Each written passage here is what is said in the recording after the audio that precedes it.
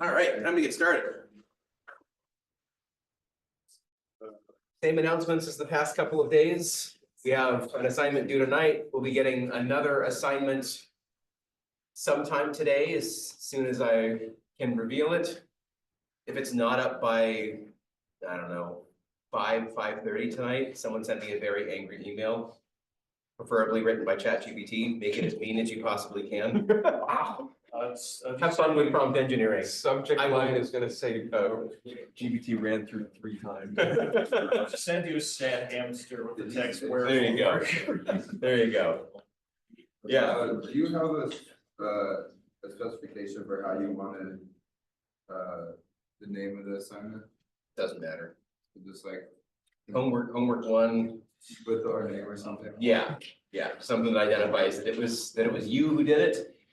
I did finalize with the grader that this homework will have 2 due dates, an optional due date and a hard due date. The optional due date is going to be Monday. If you would like to guarantee this assignment is turned around to you before the exam that covers that content, the due date will be Monday. If you get it in by Wednesday, though, you will receive the full number of points. There's just no guarantee. The grader will do his best to get to as much of it as he possibly can, but that's up to the amount of time that it takes to reasonably grade and give feedback on the work. So I'll leave that to you as to whether you'd like to try to submit by Monday, try to submit by Wednesday. I know my door says by appointment on Friday. That's really a lie. If you have questions on Friday, come see me for office hours. I will help you. You don't need an appointment. Could you drop the weekly book chapters? Yes. Then we get a chance. Yeah. Thank you. Yeah, I can do that too. Again, if that's not up, send me another angry ChatGPT generated email. Separate ones. Yes. Have fun with it. I have enjoyed that with people that I've known. Like with graders, we get into ChatGPT insult wars. Who can better prompt engineer ChatGPT to be mean to each other? So things like that, reasonably I enjoy. I am not that level of professional that I will get angry about that. I see it as an AI exercise, not as you're actually mad at me. So then we have next week, we have our exam on Friday, we have a review session on Thursday. You will have a study guide by this Friday. Other questions before we dive into continuing talking about regular expressions? For the exam on Friday, is it gonna be next week's content too, or just this week's and last? It's going to be anything that is covered by homework 2. So I believe it's through, I want to say regular grammars, which is this unit is regular expressions. The next unit will be regular grammars, and I think that's the cutoff. How much, minimal, EFAs are they gonna? I would say up to 1, because if I put, and it's not something that is more complex than what we covered as our examples in class. When I have 1 hour to design something and need to meet 6 or 7 different outcomes from different materials that we've covered, I can't make the entire exam one thing. I'd like to be able to at least check the understanding in some way, shape, or form of just about everything that we've covered. If there is a certain, if something has to get cut, it's going to be the most complicated material that I can't reasonably make a problem over. Or if it's something that I feel like the homework did a really good job on, and there were many problems on it, maybe I cut that out of the exam a little bit, but maybe I want you to be able to show that you understand the process from the homework on the exam. We'll see how I get inspired. I do create my exams directly from the study guides though. So I do, my study guides have, half of it is just topics, but the other half of it is either not questions, but statements phrased like know how to or be able to. And then after that, when I go write the exam, I go look back at the study guide and I make questions directly based on my own inspiration from the study guide. So everything comes directly from that. So the time that you spend filling that out, and remember that you get a page of notes front and back for the exam. So I would say do as much as you can with the study guide, transfer that onto your page of notes, and that will be the best preparation that you can have for the content that will be on the exam. But it will be derived directly from that study guide. not copy paste questions, but similar questions from one of those topics. Like I'll be able to, I'll design a question where that skill set is needed to solve that problem. All right, regular expressions. We talked about primitive regular expressions. We talked about combining primitive regular expressions into more complicated regular expressions, kind of like primitive mathematical expressions and combining them into more complicated mathematical expressions. We also talked about how this is basically still just sets and set operations because we're talking about and considering the sentences in each of these languages. And if you're combining languages or finding the intersect between languages, they really are just sets. So we can apply set knowledge and set theory to this entire process. So what this means is that we can start to reason about the similarities between regular expressions and set notation. So let's go ahead and try to write the language that we see here in terms of some kind of set notation. Can you go through this process of that? Let's take a stab at it, see how it goes. Do you remember what all of these symbols stand for? Yeah, The star is like any number of repetitions, yes. and the pluses are union, and the dot is concatenated. Yeah.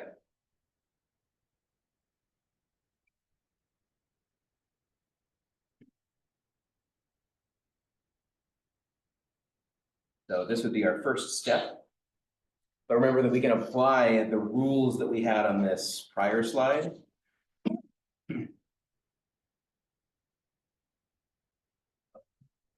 So this is just going to be some number of repetitions of applying these rules as you convert between regular expression notation and set notation. We ended our class at a really awkward point in the middle of, this is supposed to be fresh in your mind when you do this example. So I'll leave this up here for a moment in case either you didn't take good notes on it, or so feel free to take a picture of it if you'd like to use it for this.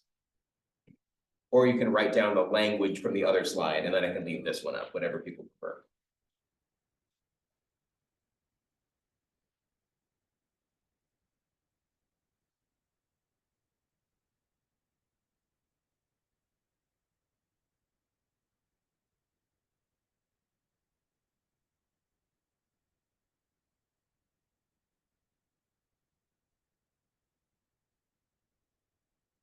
For those of you who are writing down the language, I'm just gonna really go back to that for a second.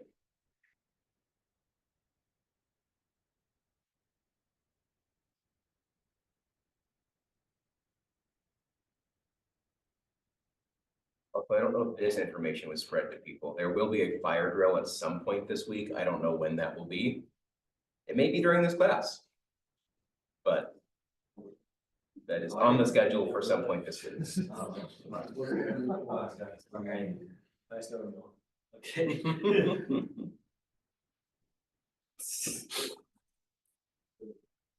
All right, we'll go back to that now.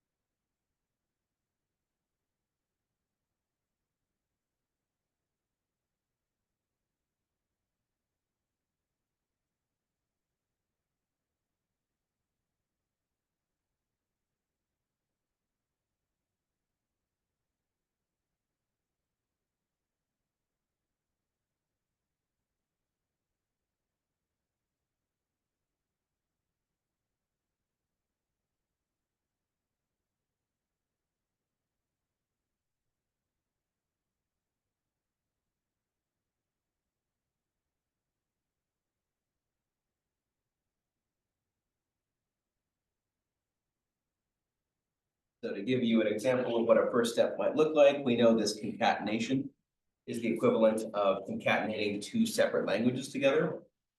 So this would be a reasonable first step.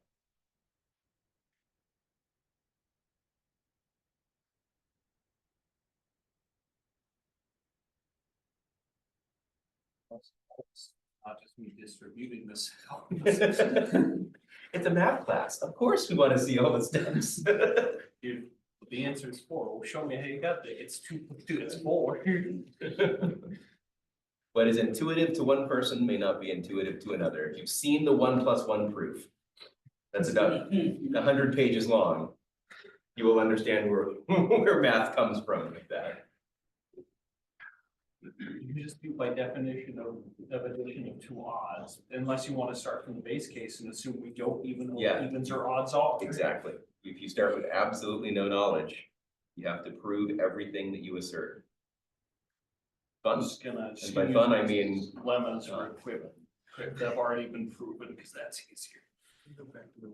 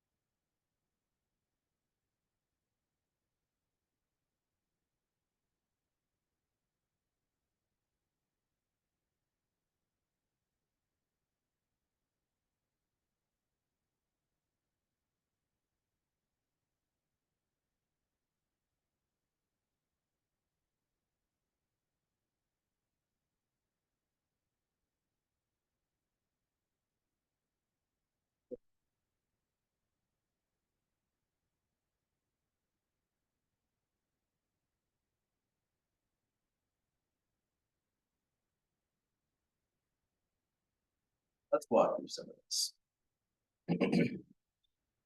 So, yeah, the next step is gonna be doing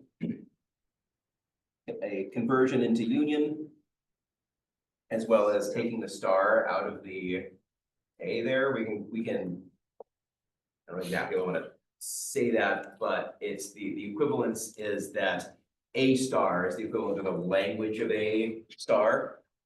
So you can pull that out as well. And we're done at this point. It's really just a couple step process. This is the entirety of now every one of these pieces is now the crap, what do I want to call it? That base case, a base language that is only the language of a particular symbol. And then it defines the union of that and the star closure as operations on languages rather than operations on characters. So that's what we're trying to do when we get something in set notations. We want to break this down into its components and then talk about how those components are put together rather than allowing any complexity within those components.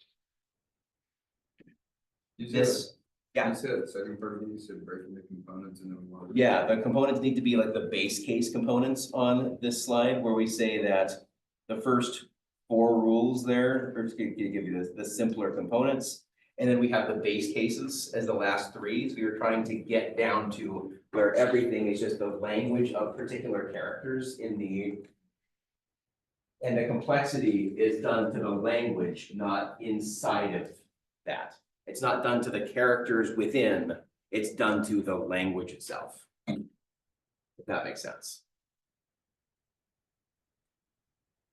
So from this solution, we see that we just have the language of A. A is a base case here, there's no H star like there was here, saying the star closure of this character. We can have the star closure of a language, and that's okay in set notation, but we don't want the language itself to be complex. It needs to be a base case to be able to make statements about this. But now it actually is much easier to represent what sentences are in this language by looking at it and saying, okay, so there can be an arbitrary number of A's at the start. So we can just say lambda A, continue that process forever. Then we need to concatenate that with either an A or a B. So the set of an A or a B. So it's a concatenation of this language and that language. And now it's much easier to see what this language is or what it represents coming from that set notation, rather than starting here. But we do see that equivalence. What about what would you call the one where it's like, for every W, it's in like this format? Is that not, what is that notation? I mean, There's still a set, it's just a more complicated definition for that. So you would have to find a way to break that apart into its components. by property distribution, you could just say A star A or A star B is in this language. Once we're at that state, then we can start to distribute and get the full language under one set.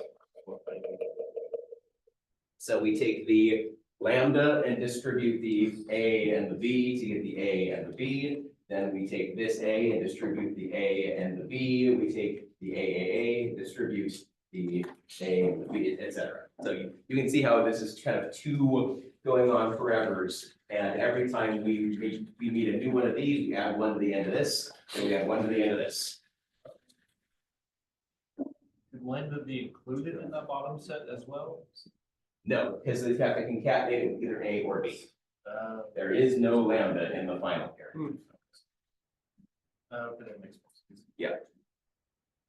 It's an element of the first set, the language of A star. But it's not the entirety of the language, because we have to concatenate it with either an A or B. So then you just distribute and you get a two-dimensional infinity. We'll talk about infinity a lot in this class. And B. Buzz Lightyear had one very thing wrong. Infinity is an idea, you do not go beyond it. It's a loop. Infinity plus one, how did I get back here? Infinity times infinity, how did I get back here? There's no escape. Infinity is a black hole. It's schizophrenia begs to differ. So just like with mathematical expressions, regular expressions also have precedence. We need to be able to avoid ambiguity for the same reasons that we do in math expressions. So without precedence, what does A concatenated with B union C mean? Is that AB union C? Or is that A concatenated with B union C? So let's define that order of operations so there is no ambiguity and you'll know when you need parentheses to override that order of operations. First thing you will resolve, star closure. Then you resolve concatenation.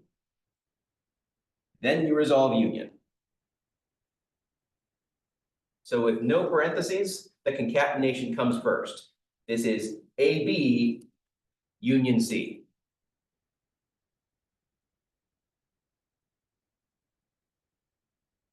And just like we've seen this already, that for concatenation, that dot can be omitted if they just appear next to each other. It's just like multiplication. XY means X times Y without a dot or a star or a cross if you're still in elementary school. X.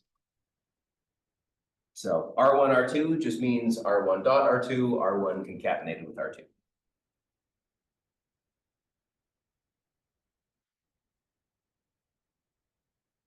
Questions so far?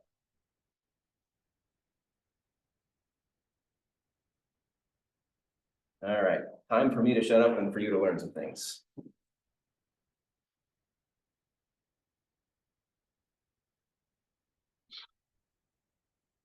Come up with a single set that defines every element of this language. So this can be in terms of the first element, second element, third element, show a pattern, dot, dot, dot, something like this. But be able to convert this into the language, the set of strings that are in this language.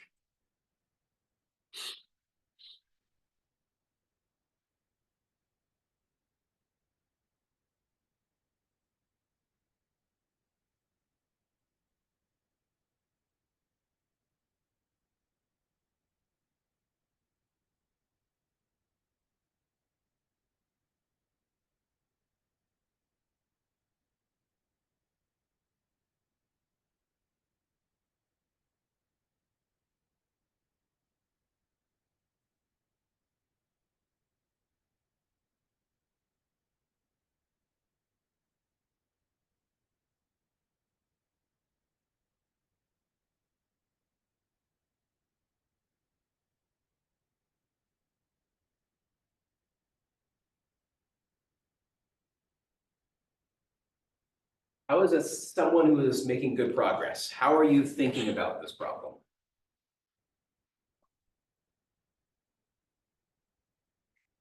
Breaking it down into terms of languages on A, so. Yeah. First So off, there's a natural breaking point right here. Right past the star that I drew right over the star.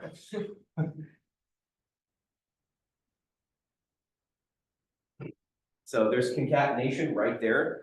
Think about it as what comes from here and what comes from here, and trying to do that. So when we see a star, we know that star is 0 or more. So for the first couple of elements, leave this blank. This can be the empty string. Concatenate the empty string, either A or BB, and you get the start that is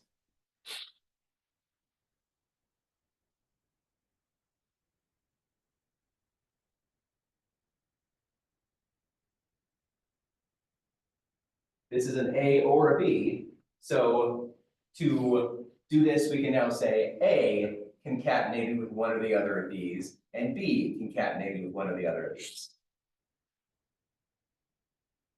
So this tells us that AA is in the language. ABB is in the language. BA is in the language. BBB is in the language. Since this is star, now we can come up with all patterns of size 2. So this would be AA, AB, BA, and BB. We're going to concatenate each one of those with A and with BB. And that will be what continues this even further. And then you would have all combinations of 3 concatenated with each one of those.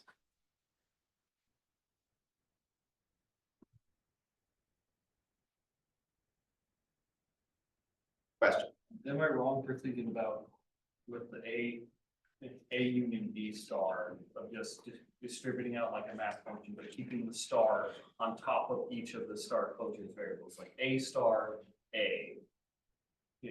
Is a possibility then? That would be a way to define it kind of recursively. Yeah, B Yeah. star B. Yeah, Okay. you're already starting to think in terms of when you're looking at a regular expression, how would you create a grammar that is related to that? Because you're starting to think in terms of grammar, which shows that you have good practice coming up with grammars for things. But yeah, these are exactly the same thing. For any regular expression, you can make a grammar. For any grammar, you can make a regular expression. And the knowledge of both of those can help you to think about how to parse and think about a regular expression, or see the format or the form of a regular expression, because you start to see it recursively. You start to see it as a grammar. Right, I was just treating it like 2 polynomials multiplying each other, and that's kind of how I came out with the result. Yeah. Question? I was just wondering if you could maybe walk through, I don't know if you're already planning on doing this, but just walking through that and putting it into segmentation too. Yeah, if we really wanted to come up with what is the structure for this in an actual like L equals something. What's nice is the regular expression is basically what you could plug here. Say the language is A plus B star, A plus BB. That tells you the form of what you would want to do.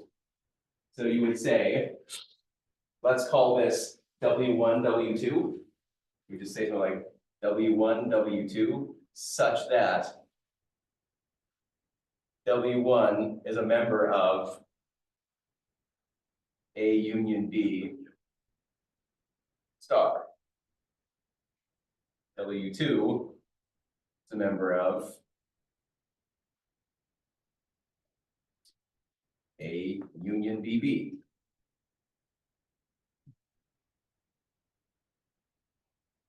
Yeah.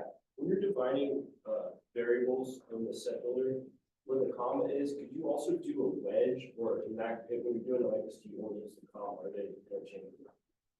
Here, I think you want to use a comma, because this states both of these must be true. So if we were like applying another condition to W1, we would use the wedge. maybe? Yeah, Okay, yeah, but it's a different one. too. Yeah. What is this? it's the logical, we have like you're thinking of this wedge or representing kind of an and or? Yeah. Yeah, it's kind of a logical or logical and. Yeah, this is kind of an and, but. Yeah, this is usually two separate components and not these, they do both need to be true, but in set notation, we don't usually use propositional logic symbols too much.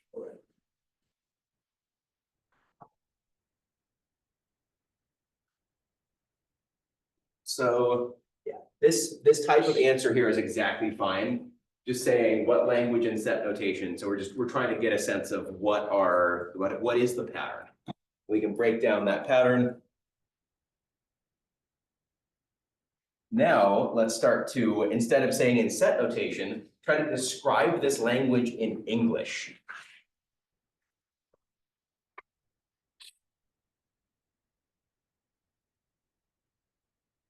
Try to make this as simple as possible. Take as much math out of your English description as you possibly can.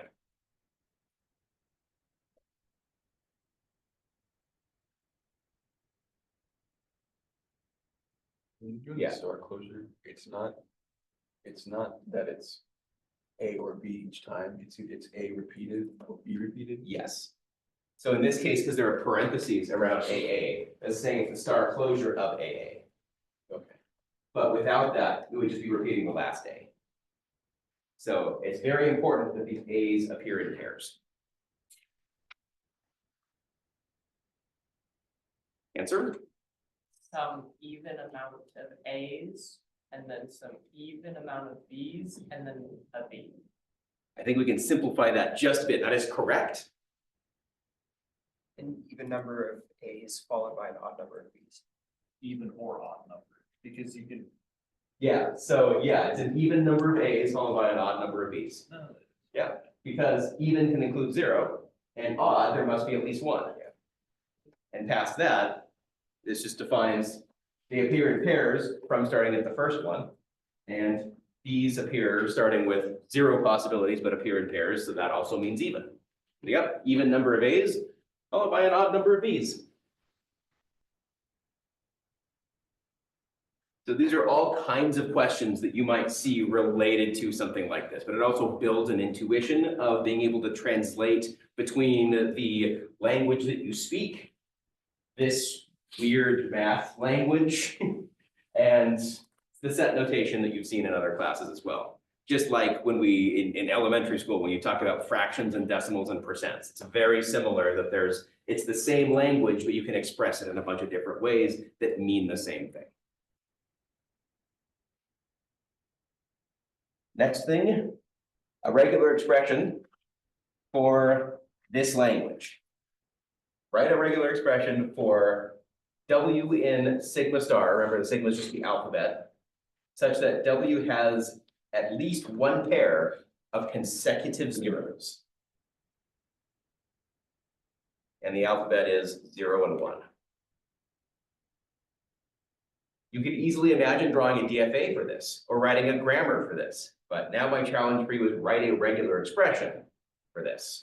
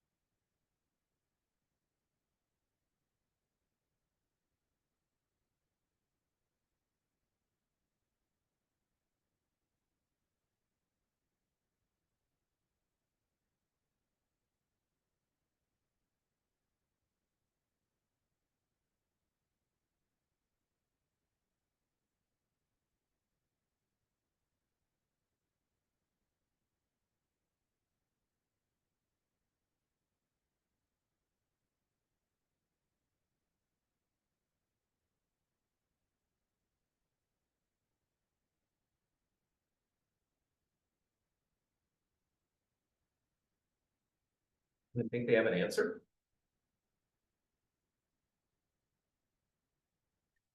And even have a way they're thinking about the problem. If you're breaking this down into either English or thinking about drawing a DFA for it or writing a grammar for it, what's your thought process? How are you thinking about this intuitively or reasoning your way through it?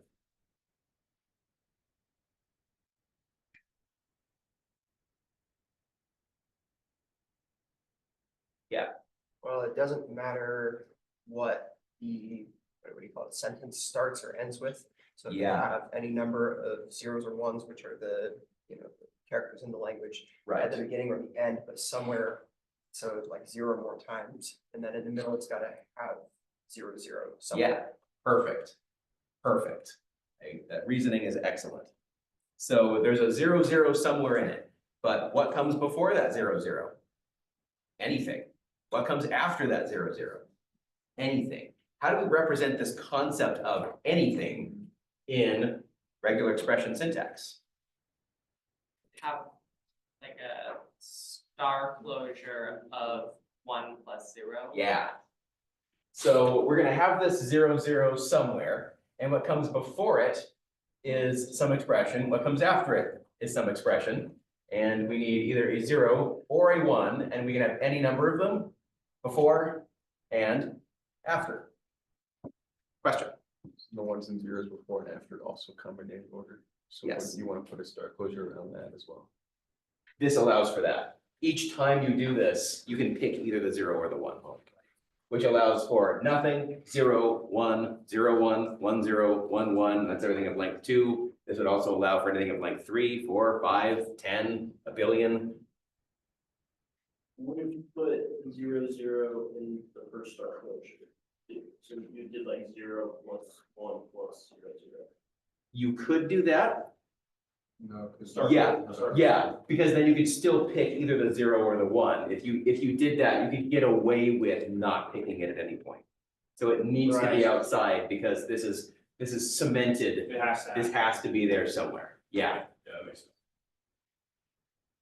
Anyone else? Questions? Are we gonna be going from these regular expressions back to grammars? Yes. CFA, I think.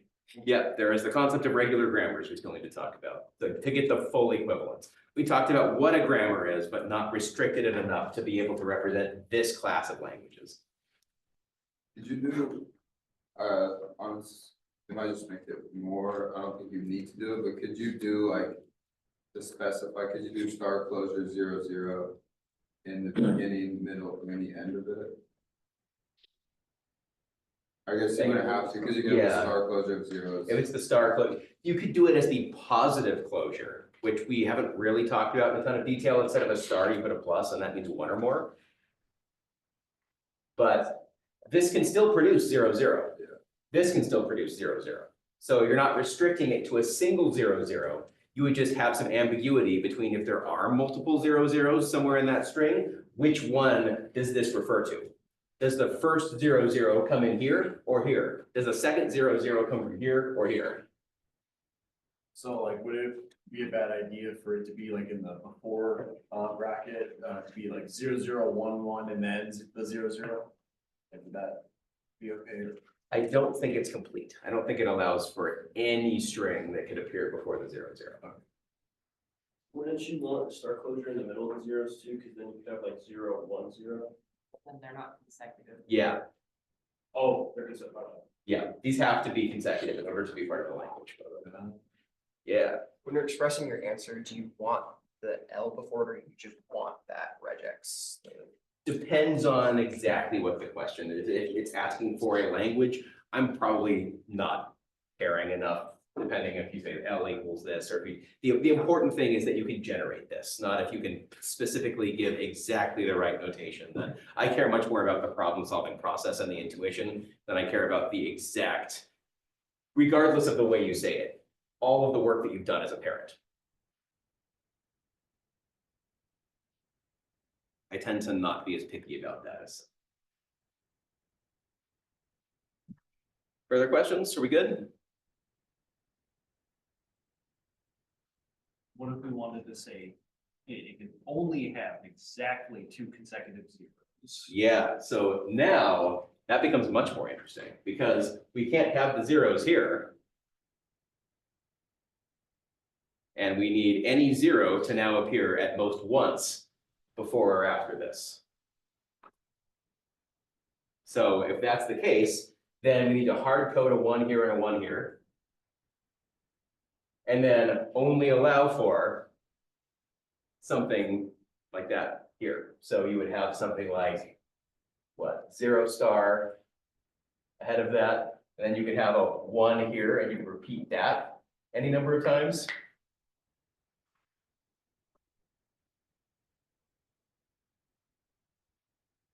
But this doesn't allow for just Something a that string. starts with a 0. Yeah.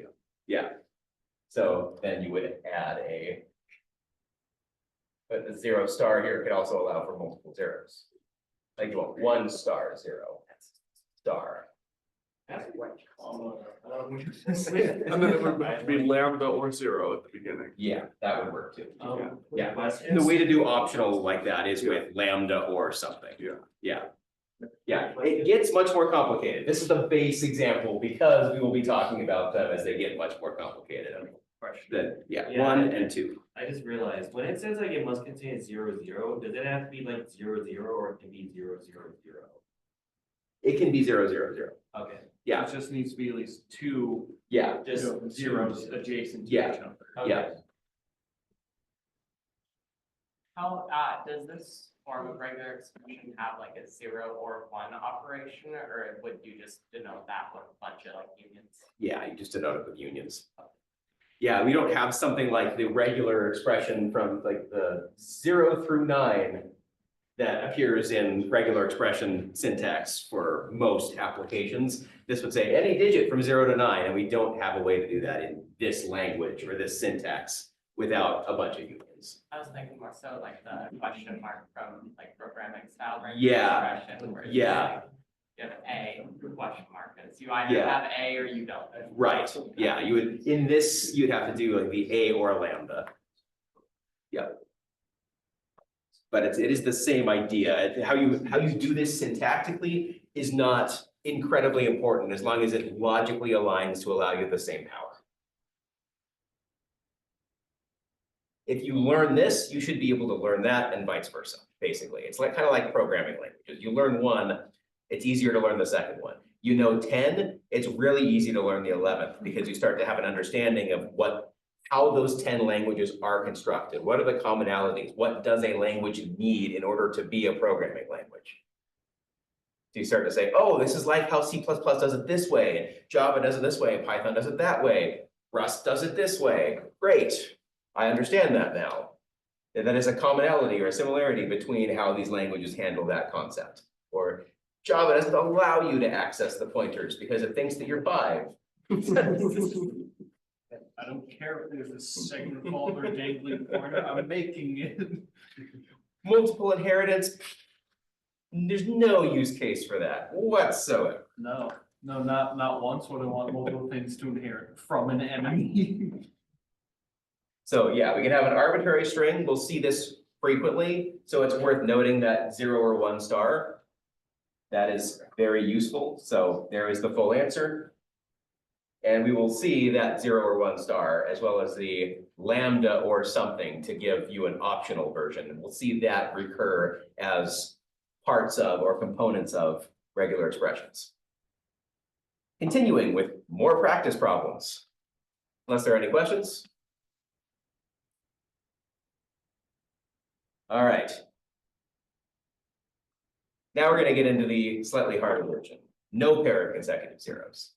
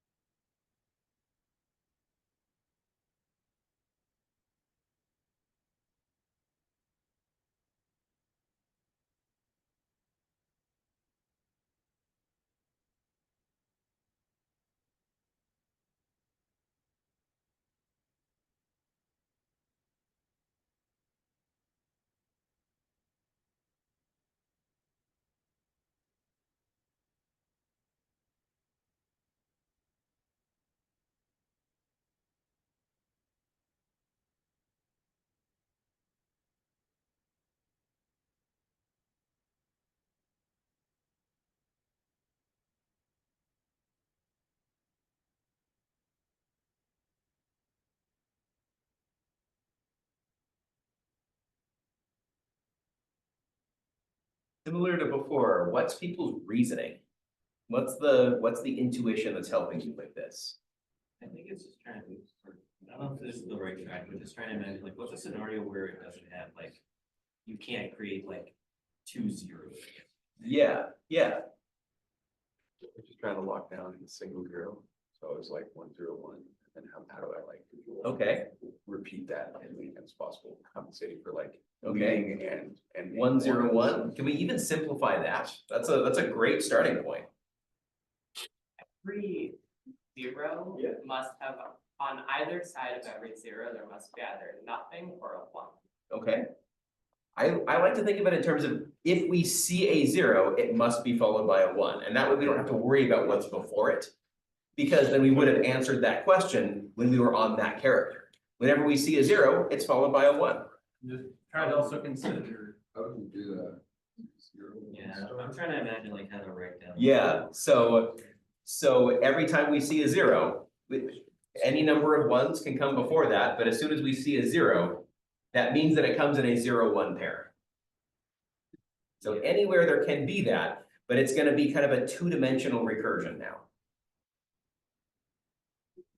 because I imagine there's a couple of cases where you could either start with a 1 or a 0, so we need to consider Right. that as well. Actually, if you were to only do like 0 and then 1 start closure, would that pattern can that be repeated if you put it all into start closure? That's the idea we're gonna start getting into. Yeah, you need to have some star closure that, so that we can repeat this process of any number of 1s. A 0 that's immediately followed by a 1, and repeat that process. So it can be preceded and followed by an arbitrary number of 1s, and then we're just gonna repeat that process for every 0 that would be in the number. So here's an incomplete answer. Why doesn't this work? Because you can end or start with 0. Yeah, we can't end with a 0, that's the issue. We can start with a 0, because the first 1 star could be 0 times. But that 0 must be followed by a 1, so we can't end in a 0. What do we do to, as we talked about before, optionally end in a 0? 0 union. Yeah, we're gonna add a 0 or lambda at the very end of this. That says that after we complete this last 0 followed by a 1, since we know that that 1 is the last thing that was done, there's an optional 0 at the very end. How about strings that consist of all 1s? Then that work. That would work because you have that 0 more times to incomplete. Yes, but where are the 1s coming from if we do that? If this star is optional, then we can't produce any 1s. Yeah. So we have to be in here, and it's gonna generate at least 1 0. Or What you did, this, it's the star closure of 1 at this node. And then you went to another star closure of 0, 1, this positive closure. 1. Interesting, that may work. Replace the 0 in there with an optional 0. Interesting, so this being a 0 or lambda in parentheses right in here. Interesting, I think that would work. how do you show the or again? Is it just the bar or do we do the carry? For Regular expressions. what part of it, sorry? Or you keep saying or lambda. Yeah, it's a plus. Oh, plus. Yeah, for union, yeah, the idea of a union is equivalent to a logical or. And then, yeah, If you do like 0 or 1 in parentheses and then just 1 star closure and that all star closure.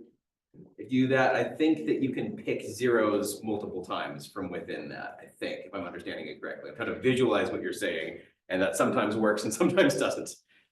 There are many ways to actually write this. So there's not only one solution to this. There are multiple solutions. 1, 2. That's a I don't.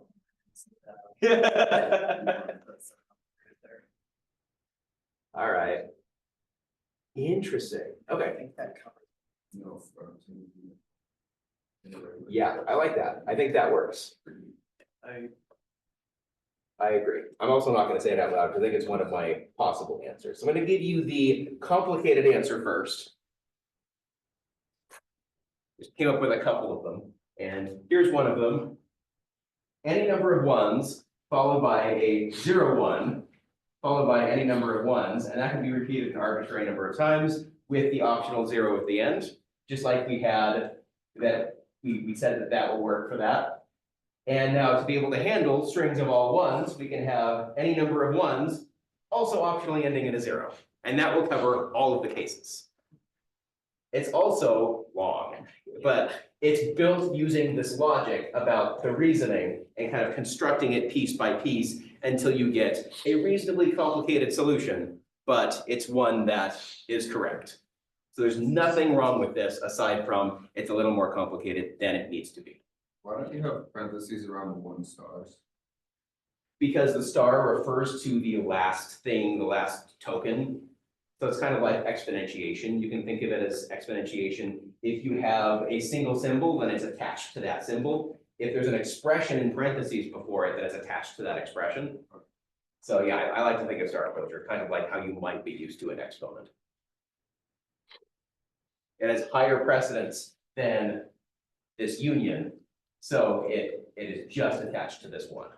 In fact, it has the highest precedence, so it's only attached to whatever comes before it, parentheses overriding it. I also had an idea, unless it's one of the answers of,